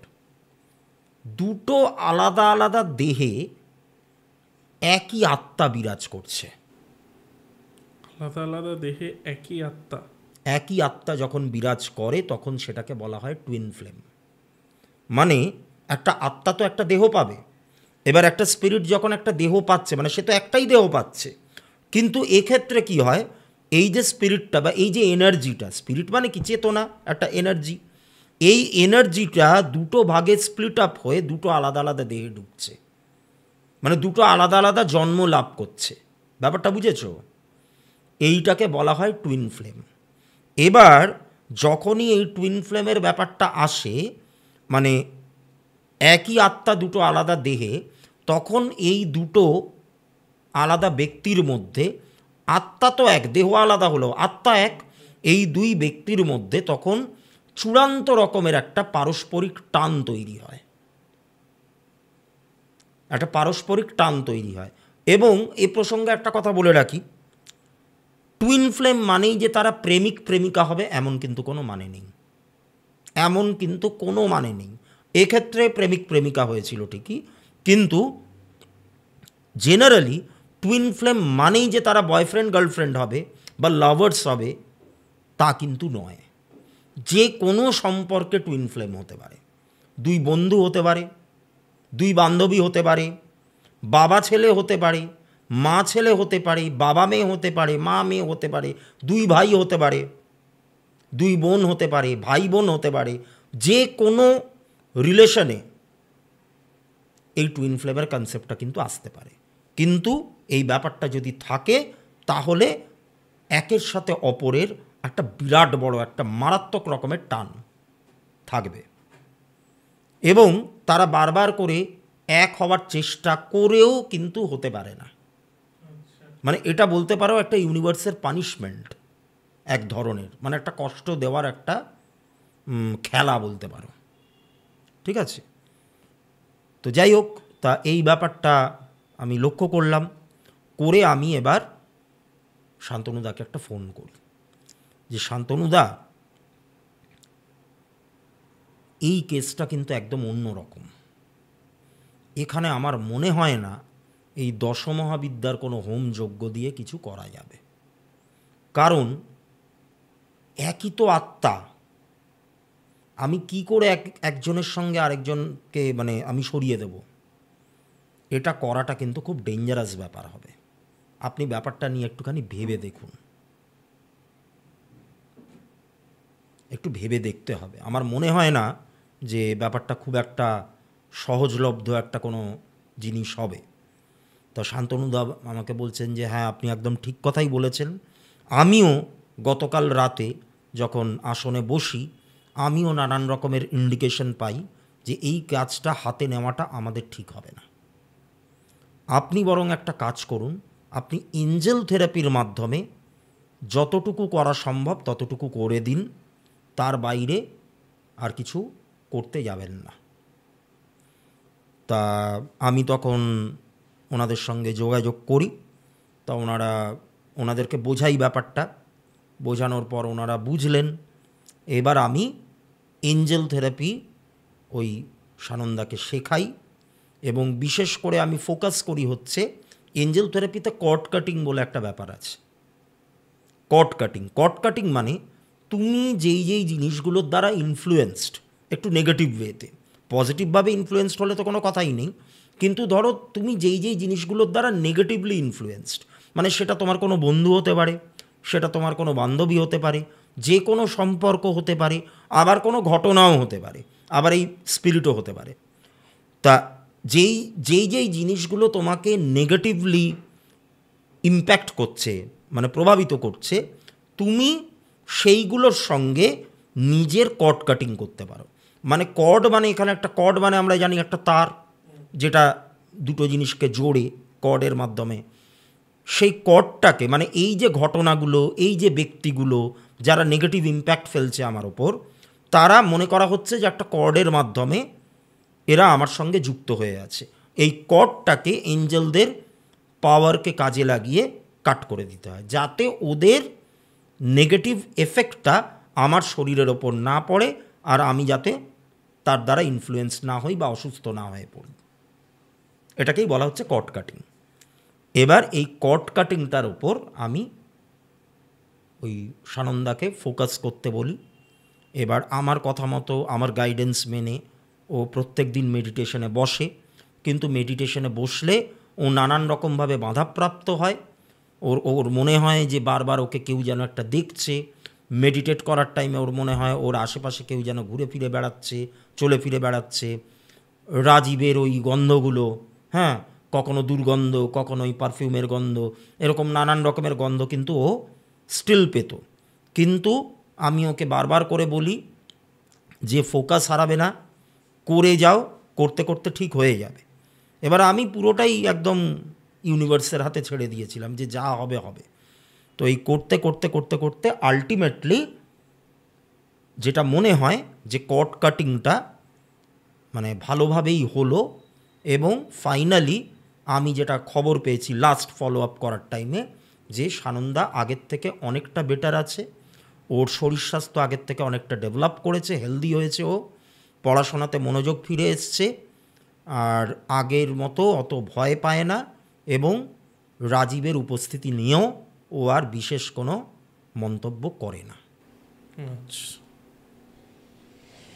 একটু অন্য ধরনের ঘটনা, একদমই অন্য ধরনের, মানে এইরকম টাইপের ব্যাপার আমার কাছে কখনো একই সোলের টুইন ফ্লেমটা কমপ্লিটলি এই সেগমেন্টে আমি জিজ্ঞেস করবো, কারণ পরের সেগমেন্টের কোয়েশ্চেনগুলো তো আলাদা আমাদের জাভা প্যান্টে করা আছে অলরেডি। তো এই সেগমেন্টে লাস্ট প্রশ্ন জিজ্ঞেস করবো, যেটা তুমি বললে যে পোস্টমর্টম কি এটা বলছিলে, ঘোস্ট। হ্যাঁ, তো এই বিষয়টা কি? পোস্টমর্টম ঘোস্ট মানে মৃত্যুর মুহূর্তগুলোতে, সেটা কিছুক্ষণ আগেও হতে পারে কিছুক্ষণ পরেও হতে পারে, সেই ব্যক্তির আত্মা তার প্রিয়জনের সঙ্গে দেখা করতে আসে কোনো না কোনোভাবে। যেমন একটা উদাহরণ দিয়ে বলি, এটা খুব শোনা যায় বা শোনা গেছে যে একজন মা, তার ছেলে হয়তো বিদেশে থাকে, হঠাৎ করে সেই মা বাড়িতে রান্নাবান্না করছেন, তার হাজব্যান্ড হয়তো অফিসে গেছেন, বাড়িতে আর কেউ নেই। হঠাৎ তিনি একটা আওয়াজ পেলেন, আওয়াজ পেয়ে বাইরে বেরোলেন, বেরিয়ে এসে দেখছেন যে লিভিং রুমে বা দরজায় ওর ছেলে দাঁড়িয়ে রয়েছে, হাসি মুখ নিয়ে দাঁড়িয়ে রয়েছে। এবার ছেলে কোনো খবর টবর দিয়ে আসেনি, কিন্তু মায়ের কাছে এটাই তো যথেষ্ট যে তার ছেলে এসছে। এবার এসে যেই ছেলেকে বসিয়ে আবার তিনি রান্নাঘরে গেছেন, ফেরত এসে দেখছেন ছেলে নেই। তারপরে তিনি খবর পাচ্ছেন যে বিদেশের মাটিতে ওই দিনে ওই সময় একটা ফেটাল কোনো একটা অ্যাক্সিডেন্টে তার ছেলে মারা যান। এই যে মৃত্যুর আগে বা মৃত্যুর কিছুক্ষণ পরে, একজন মৃত্যুর পরেরটাই বেশি হয়, মৃত্যুর কিছুক্ষণ পরে যখন কোনো বিদেহী তার প্রিয় মানুষকে দেখা দেয়, তখন সেটাকে বলা হয় পোস্টমর্টম ঘোস্ট। আচ্ছা আচ্ছা। আবার সাধকদের ক্ষেত্রে মৃত্যুর আগেও অনেক কিছু ঘটে। হ্যাঁ, সাধকদের ক্ষেত্রে ঘটে, বাট এটা অনেকের ক্ষেত্রেই হয়। আমরা মানে সিনেমায় তো দেখেই আসছি একদম, বাট ন্যাচারাল মানে আমাদের দৈনন্দিন জীবনেও শুনে থাকি এরকম ঘটনা, যে ও এদিকে দেখছে মারা গেছে, এদিকে এক জায়গায় দেখা যাচ্ছে বা কেউ একজন দেখতে পেয়েছে। আর বিশেষ করে এটা কাছের মানুষের সাথেই হয়, মানে ওই ব্যক্তি যাকে সব থেকে বেশি ভালোবাসে তার কাছেই আসে এটা, বা কিছু বলার থাকলে আসে। তো এটাই। যাই হোক, এরপর আমরা কর্মফল, পুনর্জন্ম এই নিয়ে ডিসকাস করবো। আমাদের ড্রেসটা চেঞ্জ হয়ে যাবে, আমাদের চুলের স্টাইলটা চেঞ্জ হয়ে যাবে, তারিখও হয়তো চেঞ্জ হয়ে যেতে পারে। তো সেই সেগমেন্টে এবার যাই। এবার আসি একটু এদিক দিয়ে সরে পুনর্জন্মের থেকে, যেটা নিয়ে মানে আমরা অলরেডি অনেকগুলো পডকাস্ট করেছি, যেহেতু আজ তুমি আছো তোমাকেও কিছু প্রশ্ন জিজ্ঞেস করে নিই। নিশ্চয়। সেটা হলো যে এই যে একটা মানুষ তার আগের জন্মে কি ছিল, সেটা ছকের কোন পজিশন দেখে বোঝা যায় আর কি থাকলে বোঝা যায়? আচ্ছা দেখো, আগের জন্মে উনি কি ছিলেন সেটা ছক দেখে বোঝা যায় না। আচ্ছা, ঠিক আছে, কিন্তু কি কারণে ওনার এই জন্মটা হয়েছে বা ওনার কি পেন্ডিং কাজ রয়ে গেছিল, সেইটা তুমি জন্মছক থেকে বার করতে পারবে। কিভাবে বার করবে? সেটা হলো, এই যে নবগ্রহ আছে তার মধ্যে কেতু যে প্ল্যানেটটা, কেতু তো কোনো প্ল্যানেট না, এটা একটা শ্যাডো প্ল্যানেট আর কি, একটা বিন্দু। রাহু কেতু দুটোই হচ্ছে বিন্দু। এবার কেতুর প্লেসমেন্ট দেখে তুমি বুঝতে পারবে যে এই ব্যক্তি কীরকম কী পেন্ডিং কাজের জন্য এসছেন। আমাদের জন্মছকে টোটাল 12টা ঘর আছে, ঠিক আছে? এবার আমি তোমার পুরো প্রশ্নটাই একটু অন্য রকমভাবে আমি উত্তরটা দেব। প্রথমে তুমি যেটা আমাকে জিজ্ঞাসা করলে যে আগের জন্মে উনি কী ছিলেন সেটা কি দেখে বুঝতে পারবো, এবার এই প্রসঙ্গেও আমি আসব যে আগের জন্মে তিনি কী ছিলেন সেটা কিভাবে বোঝা যাবে বা সেটা আদৌ বোঝার দরকার আছে কি না, হ্যাঁ, সেই ব্যাপারগুলো আমি বলবো। আগে আমি একটুখানি কেতুর প্লেসমেন্টটা নিয়ে বলে নিই। তো এই যে 12টা ঘর রয়েছে আমাদের জন্মছকে, 1 থেকে শুরু করে 12 পর্যন্ত, এবার এক একটা ঘরে কেতু বসে থাকা মানে তার এক একটা আলাদা আলাদা মিনিং হয়, একটা অন্তর্নিহিত মানে থাকে। প্রথমে আমি বলি ফার্স্ট হাউস, মানে যেটা আমাদের লগ্নের যে ঘর, সেখানে যদি কেতু বসে থাকে তাহলে সেটা কি ইন্ডিকেট করে? সেটা ইন্ডিকেট করে যে এই ব্যক্তি নিজের কোনো একটা মানে নিজের জন্য কোনো একটা পেন্ডিং কাজ, ঠিক আছে, তার হয়তো থেকে গেছিল, যেইটা পূরণ করার জন্য তিনি এই পৃথিবীতে এসছেন। এবার নিজের জন্য পেন্ডিং কাজ মানে কোনো একটা শিক্ষা ওনার হওয়া বাকি ছিল, বা কোনো একটা দীক্ষা ওনার হওয়া বাকি ছিল, বা কোনো একটা কৌশল তার শেখা বাকি রয়ে গেছিলো, মানে সেটা অকাল্টের দিকেও হতে পারে, হ্যাঁ, যে কোনো কিছু হতে পারে, এরকম টাইপের কোনো একটা ব্যাপার। আচ্ছা, সেকেন্ড হাউসে যদি কেতু অবস্থান করে তাহলে বুঝে নিতে হবে যে সেই ব্যক্তির পরিবার সংক্রান্ত কোনো একটা কাজ অপূর্ণ থেকে গেছিল, সেটা হতে পারে। আচ্ছা, থার্ড হাউসে যদি কেতু অবস্থান করে তাহলে আত্মীয় স্বজন, বন্ধু বান্ধব বা ছোট ভাই বোনের প্রতি তার কোনো একটা দায়িত্ব অপূর্ণ থেকে গেছিল, যেটা করার জন্য তিনি এই পৃথিবীতে এসছেন। আচ্ছা, যদি ফোর্থ হাউসে কেতু অবস্থান করে তাহলে হয় নিজের মায়ের প্রতি কোনো একটা দায়িত্ব ছিল, সেইটার জন্য তিনি এসছেন সেটা পূরণ করতে, বা নিজের নামে ওনার একটা প্রবল বাসনা ছিল যে আমার নিজের নামে একটা কোনো প্রপার্টি হবে। 4 নম্বর মানে ফোর্থ হাউস মানে আমাদের প্রপার্টিকেও কিন্তু বোঝায়, অর্থাৎ বাড়ি গাড়ি, যে কোনো সম্পত্তি, স্থায়ী সম্পত্তি যেগুলো বেশিরভাগ, এগুলোকে বোঝায়। তা এরকম টাইপের একটা কিছু ওনার পাওয়ার ছিল বা ওনার একটা বাসনা ছিল যে এরকম একটা হবে, সেটা হয়নি, হ্যাঁ, সেটা পূরণ করতে তিনি এসছেন। আচ্ছা, ফিফথ হাউসে যদি কেতু অবস্থান করে, মানে আমাদের জন্মছকে যেটা পঞ্চম ভাব, সেখানে যদি কেতু অবস্থান করে তাহলে এটা ইন্ডিকেট করছে যে সেই ব্যক্তির তার সন্তানের প্রতি কোনো একটা অপূর্ণ কাজ থেকে গেছিল, যেটা পূরণ করার জন্য তিনি এসছেন। আচ্ছা আচ্ছা, সিক্সথ হাউস মানে নিজের মামাবাড়ি হতে পারে, মামাবাড়ির প্রতি কোনো একটা দায়বদ্ধতা, কারণ সিক্সথ হাউস মানে মামাবাড়িকে ইন্ডিকেট করে, বা সিক্সথ হাউস মানে হয়তো কোনো একটা সার্ভিস বা কোনো একটা কাজ করবার প্রবল বাসনা নিয়ে তিনি করেছিলেন, মারা গেছিলেন, তারপরে ওই পার্টিকুলার কাজটার জন্যই হয়তো তিনি এসছেন। বা এমনও হতে পারে যে কারোর থেকে তিনি টাকা ধার নিয়েছিলেন, সেই ধারটা ওনার শোধ হয়নি, সেই ঋণটাকে শোধ করার জন্য তিনি হয়তো এসছেন। আচ্ছা, সেভেন্থ হাউস মানে তার স্পাউজের প্রতি কোনো একটা দায়িত্ব অপূর্ণ থেকে গেছিল, যদি পুরুষ মানুষ হন তাহলে স্ত্রীর প্রতি, যদি স্ত্রী মানুষ হন তাহলে তার স্বামীর প্রতি কোনো একটা দায়বদ্ধতা বা কিছু একটা পেন্ডিং কাজের জন্য তিনি এসছেন। আচ্ছা, এইটথ হাউসে কেতু থাকা মানে তার শ্বশুরবাড়ির প্রতি কোনো একটা দায়িত্ব পালন করার জন্য আসতে পারেন, আর নয়তো বা কোনো একটা গবেষণা যেটা ওনার অসম্পূর্ণ থেকে গেছিলো, কোনো একটা রিসার্চ হয়তো অসম্পূর্ণ থেকে গেছিলো, সেইটার জন্য উনি এসছেন। আচ্ছা, নাইনথ হাউস মানে হচ্ছে পিতা বা গুরুস্থানীয় কোনো একজন ব্যক্তির প্রতি তার কোনো একটা দায়িত্ব অপূর্ণ ছিল, সেটার জন্য উনি এসছেন নাইনথ হাউসে যদি কেতু থাকে। আচ্ছা, টেন্থ হাউস মানে যে কোনো টাইপের কর্ম বা রাজনৈতিক ফিল্ডে হয়তো তার কিছু একটা অবদান থাকতে হবে বা অবদান রাখতে হবে, এরকম একটা কারণে উনি এসছেন। আচ্ছা, 11th হাউস মানে উনি হয়তো আগের লাইফে সাকসেসটা পাননি কোনো কারণে, তা এই জন্মে তিনি যাতে সফল হতে পারেন তাই জন্য 11th হাউসে কেতু রয়েছে। আর 12th হাউস মানে মোক্ষ লাভ বা বিদেশ যাত্রার একটা কোনো কি বলবো, একটা বিশাল একটা বাসনা ওনার মধ্যে ছিল, যেটা উনি করে উঠতে পারেননি, এই জন্মে তিনি সেটাকে পূরণ করবার জন্য এসছেন, বা মোক্ষ লাভের জন্য তিনি এসে থাকতে পারেন।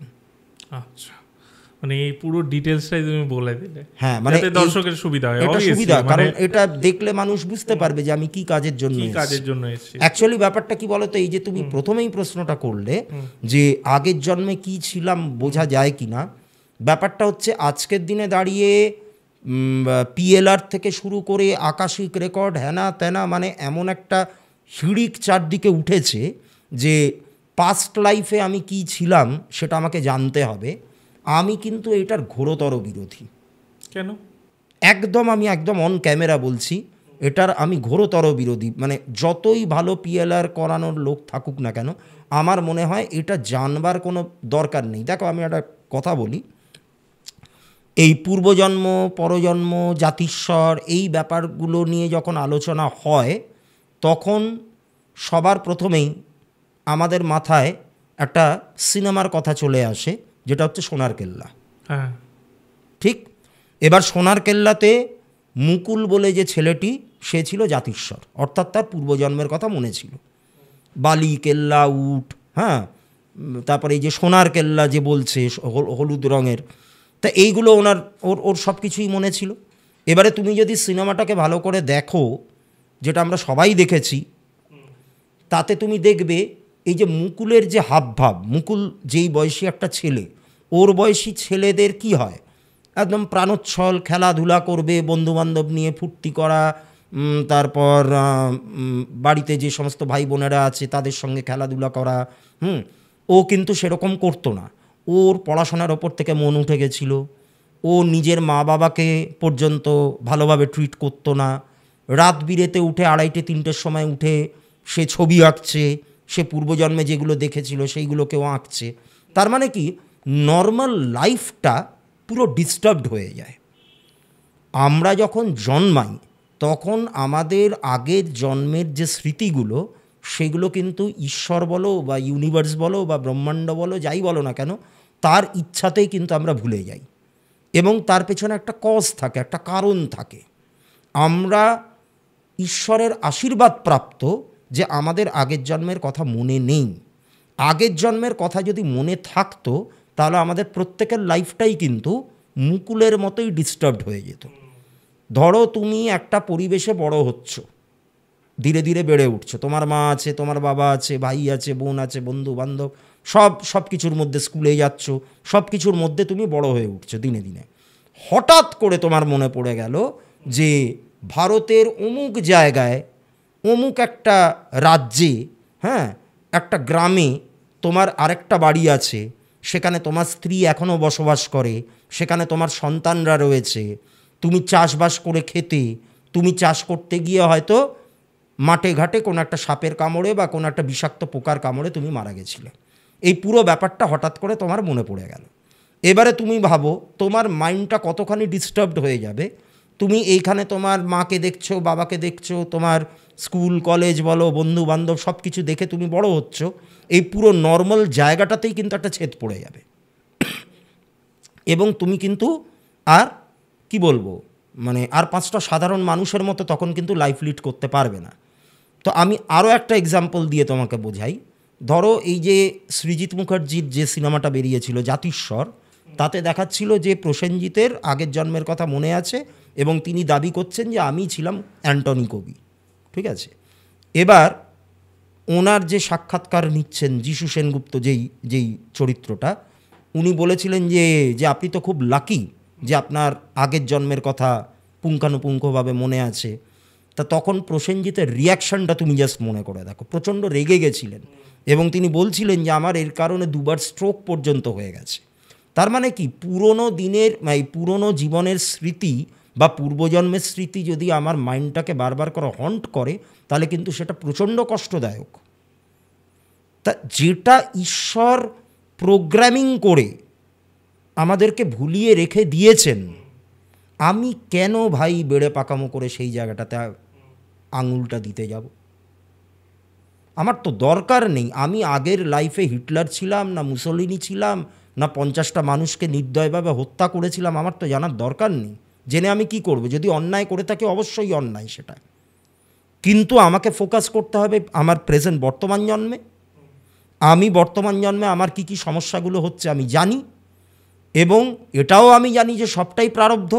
আমাদের জন্ম ছকে যা যা রয়েছে তার পুরোটাই তো প্রারব্ধ। সবই আমাদের পূর্বজন্মের কৃতফল, যেগুলো ভালো হচ্ছে সেগুলো, যেগুলো খারাপ হচ্ছে সেগুলো, সবই আমাদের সঞ্চিত কর্মগুলো এইভাবে খণ্ডন হচ্ছে। তাহলে আমি কি সমস্যা হচ্ছে আমি জানি, সেইটাকে আমি কিভাবে সলভ করব, সেই জায়গাটা থেকে আমি কিভাবে বেরিয়ে আসব, আমার ফোকাসটা সেইটাতেই হওয়া উচিত। আমি আগের জন্মে কি করেছিলাম সেটা নিয়ে আমার কিছু ভেবে তো আর আমি ওই জায়গাটাকে তো আর আমি পাল্টাতে পারবো না।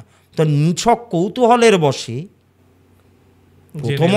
প্রথমত তো এই যে পিএলআর আকাশিক রেকর্ড, এগুলো কতটা কি ঠিকঠাকভাবে হচ্ছে আমার যথেষ্ট ডাউট আছে। তাও আমি তর্কের খাতিরে আমি যদি ধরেও নিই যে এগুলো ঠিকঠাক হচ্ছে, একদম ঠিকঠাকভাবেই হচ্ছে, তাহলেও আমি বলবো এগুলো করা উচিত না। পাস্ট জেনে আমার তো কোনো লাভ নেই। আমাকে বর্তমান আমার যে প্রবলেমগুলো হচ্ছে সেই জায়গাটা থেকে বেরোনোর হাজার গন্ডা উপায় আছে। আমাদের অ্যাস্ট্রোলজিতে নানান রকমের বিধান দেওয়া আছে। আচ্ছা, আমি এখান থেকে বেরিয়ে লাস্ট একটা কর্ম নিয়ে যখন উঠলো, কর্মের প্রশ্নে যাই। সেটা হচ্ছে যে ধরো একটা মানুষ যে খুব স্ট্রাগল করছে, ওকে, সারা লাইফটাই আমি বললাম যে স্ট্রাগল করছে, কোনোদিনও সেইভাবে সফলতার মুখ হয়তো দেখে, মানে যতটা স্ট্রাগল করছে বা এফর্ট দিচ্ছে সেই অনুযায়ী রিটার্ন হয়নি বা ওভারঅলও হয়নি, তো এটা কি তার কর্মের ফল না এর কোনো মানে এটা দশার জন্য হচ্ছে? দেখো, দশা ব্যাপারটা তোমাকে বুঝতে হবে, কর্মফলের ওপর বেস করে অনেক ঘটনাই কিন্তু ঘটে। এবার এখানে তিনটে জিনিস আমাদেরকে জানতে হবে বা তিনটে টার্ম আমাদেরকে কিন্তু বুঝতে হবে। একটা হচ্ছে সঞ্চিত কর্ম, একটা হচ্ছে প্রারব্ধ, আর একটা হচ্ছে ভাগ্য বা নিয়তি, যাই বলো না কেন। এবার সঞ্চিত কর্ম মানে এই যে আমার এই যে বর্তমান জন্মটা, এর আগে আমার কটা কি জন্ম ছিল আমি তো জানি না। এবার আমি ধরে নিচ্ছি উদাহরণস্বরূপ যে আমার এর আগে দুটো কি ধরো তিনটে জন্ম ছিল। এবার এই তিনটে জন্ম, তিনটেই হয়তো মানব জন্মই ছিল। এবার এই তিনটে জন্মতে আমি নানান রকমের কাজ করেছি, তার মধ্যে কিছু ভালো আছে, কিছু খারাপও আছে। এবার এই তিনটে জন্ম ধরে যা যা কাজ করেছি আমি, সেগুলো কিন্তু সঞ্চিত কর্ম। ভালোগুলোও জমা হচ্ছে, খারাপগুলোও জমা হচ্ছে, মানে একদম অ্যাকাউন্টে টাকা জমা হওয়ার মতো, পরিষ্কার বাংলা কথায়। এইবার এই তিনটে জন্মের পর ধরো এই তিনটে জন্ম আমি পেরিয়ে এসেছি, এইবার আমি যখন আমার এই ফোর্থ জন্ম মানে আমার এই যে বর্তমান জন্ম, এখানে যখন প্রবেশ করব, তখন ইউনিভার্স দেখছে যে আমার সঞ্চিত কর্মের মধ্যে বেশ অনেকগুলো কর্ম রয়েছে।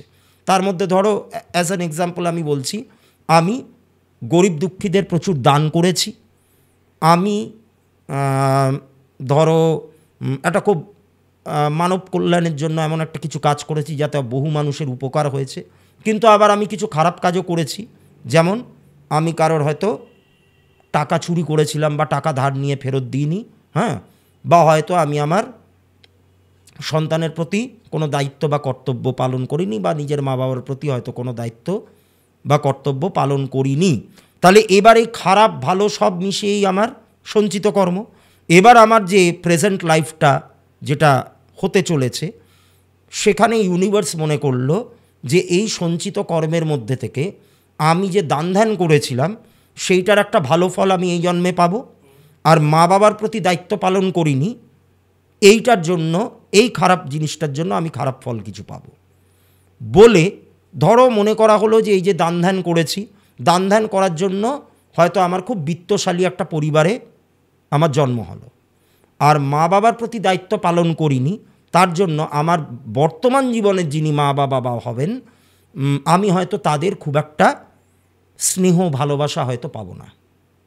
আমি একটা বড়লোক পরিবারেই জন্মাচ্ছি, কিন্তু আমি আমার মা বাবার স্নেহ ভালোবাসা পাবো না।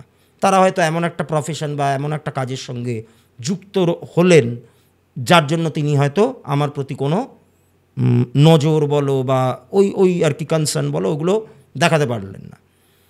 তাহলে আমি এমন একটা দিনে, এমন একটা সময়, এমন একটা শহরে বলো বা গ্রামে বলো বা যেখানেই বলো না কেন, বা মফস্বলে বলো, জন্ম হলো আমার, যাতে এই ঘটনাগুলো আমার লাইফে ঘটে। কারণ জন্মছকটা কি? জন্মছক হচ্ছে প্ল্যানেটগুলো তো সবসময় ঘুরছে, প্ল্যানেটটা তো একটাও তো স্ট্যাটিক না, সব ডায়নামিক। এবার ঘুরছে ঘুরছে ঘুরছে ঘুরছে, হঠাৎ একজন ব্যক্তির জন্ম হয়ে গেল।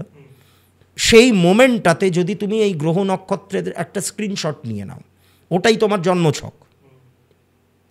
এইবার তুমি যেটা বললে যে দশা অন্তর্দশা, এবার দশা অন্তর্দশা তো তার এমনই হবে যে সেই অনুযায়ী সে তার ফলগুলো ভোগ করবে। অর্থাৎ দশা অন্তর্দশাটাও কিন্তু তোমার প্রারব্ধের ওপর নির্ভর করেই হয়, কারণ পুরোটাই কিন্তু ওইটার ওপরেই নির্ভরশীল। না, দশা অন্তর্দশার ক্ষেত্রে আর একটা জিনিসও হয় যেটা হচ্ছে যে আপস অ্যান্ড ডাউনস, মানে ধরো কখনো আপ হলো, ধরো বৃহস্পতির দশা এলো তখন একটু আপ হলো। এখন অ্যাকচুয়ালি ব্যাপারটা কি হয়, মানে আমি যদি হার্ডকোর অ্যাস্ট্রোলজির অ্যাঙ্গেল থেকেই বোঝাই, যে একটা দশা তো অনেক বছর ধরে চলে, যে কোনো প্ল্যানেটের দশা অনেক বছর, মানে তার মধ্যে সবথেকে মিনিমাম যে দশা সেটাও হচ্ছে রবি, যে সেটাও তোমার 6 বছর ধরে চলছে, রবির 6 বছর। তারপরে বড় বড় যে দশাগুলো, যেমন ধরো তোমার বৃহস্পতির মহাদশা, এটা প্রায় তোমার 16 বছর ধরে চলছে, হ্যাঁ। তারপরে ধরো শনির মহাদশা, এটা 19 বছর ধরে চলে। বুধের মহাদশা, হ্যাঁ, এইগুলো সব বড় বড় মহাদশা। শুক্রের মহাদশা সব থেকে বড়, 20 বছর। এবার দশাটা ওভারঅল দেখতে গেলে একটা বড় পিরিয়ড, তার মধ্যে নানান রকম ব্যাপার ঘটে। দশার থেকেও মেন ইম্পর্ট্যান্ট হচ্ছে অন্তর্দশা আর প্রত্যন্তর দশা। অন্তর্দশাটা কয়েক বছরের জন্য, প্রত্যন্তর দশাটা আবার কয়েক মাসের জন্য। এবার তারও আন্ডারে আছে সূক্ষ্ম দশা, ঠিক আছে, যেগুলো হয়তো কয়েক দিনের জন্য, হ্যাঁ, দিন 7 10 কি দিন 15-এর জন্য।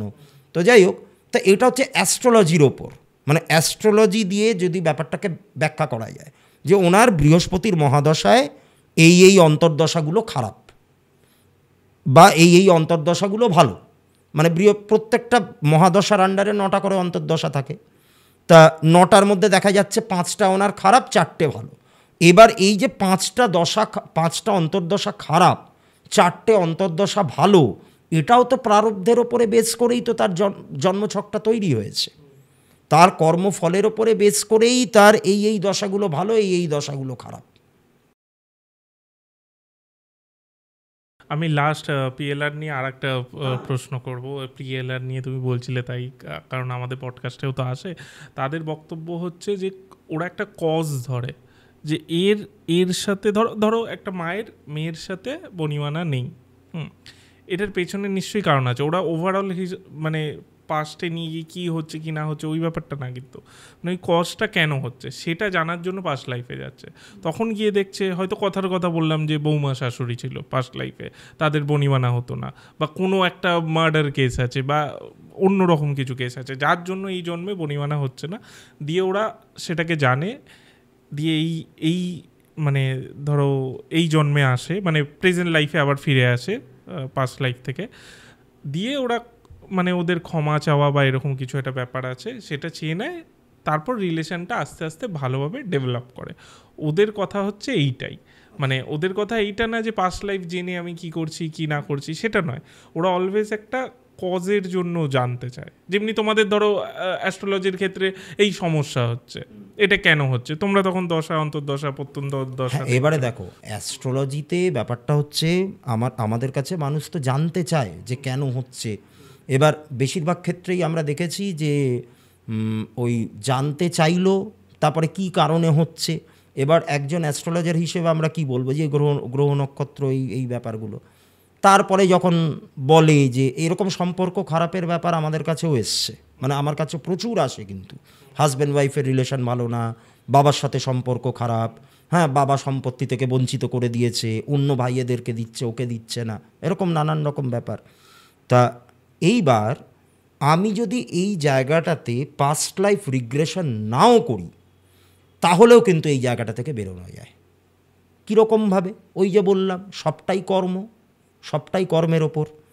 তুমি ল অফ অ্যাট্রাকশন দিয়ে জায়গাটাকে ঠিক করতে পারো, হয়তো একটু টাইম লাগতে পারে, কিন্তু ইন দ্য লং রান এটা তোমার এতটাই উপকৃত তোমাকে করবে, not only for the present life, এর পরবর্তী যে জন্মগুলো সেটাতেও কিন্তু এটা তোমাকে অনেক অনেক সাহায্য করবে।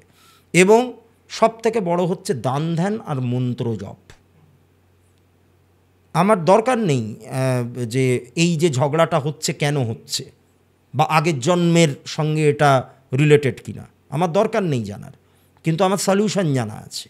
আমি যদি প্রপার ওয়েতে দান ধ্যান করি, দান ধ্যান হচ্ছে সব থেকে বড়, মানে অ্যাস্ট্রোলজিতে যত রেমেডি আছে তার মধ্যে সব থেকে ভালো রেমেডি, সব থেকে মানে কি বলবো, বেস্ট, সর্বোত্তম রেমেডি হচ্ছে দান ধ্যান। কারণ দান ধ্যান তোমার কর্মফলটাকে সব থেকে বেশি কাটাবে।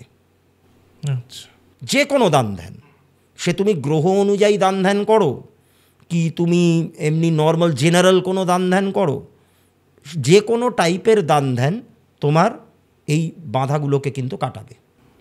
মানে যার যেরকম সমস্যা, দান ধ্যান করলে সেই সমস্যা থেকে, মানে হ্যাঁ, এরকম নয় যে ইনস্ট্যান্ট হয়ে যাবে, আস্তে আস্তে আস্তে আস্তে দানের উপকার তুমি কবে পাবে আমার মানে সেটা কেউই জানে না, কেউ বলতে পারবে না, কিন্তু পাবে, কিন্তু পাবেই। এটাই। থ্যাংক ইউ দেবদীপদা। আজকে একটু অন্য রকমের আলোচনা হলো, মানে অ্যাস্ট্রোলজি তো আছেই, বাট আমি বলবো যে আলোচনাটা একটু অন্য রকমের। এরকম সচরাচর মনে হয় না তুমিও খুব একটা খুলে আলোচনা করো এইসব বিষয়গুলো। বেশ ভালো লাগলো তোমার সাথে এরকম একটা পডকাস্ট করে। আমি জানি না দর্শকের কেমন লাগবে, কারণ এটা একটু অন্য রকমের হয়েছে অনেস্টলি। মানে এটা এরকম নয় যে চার্ট খুলে আমরা কিছু করছি বা এরকম দেখছি, এটা দুজন ধরো একটা দাদা ভাইয়ের মধ্যে কনভারসেশন, এরকম একটা ব্যাপার হয়েছে। আশা করছি দর্শকরাও বুঝবে এই বিষয়টা।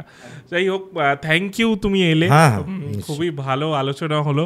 আশা করছি আবার আমরা পডকাস্টে বসবো আগামী দিনে, ইউটিএসে বসবো, আরও অন্য রকম বিষয়ে আলোচনা করবো।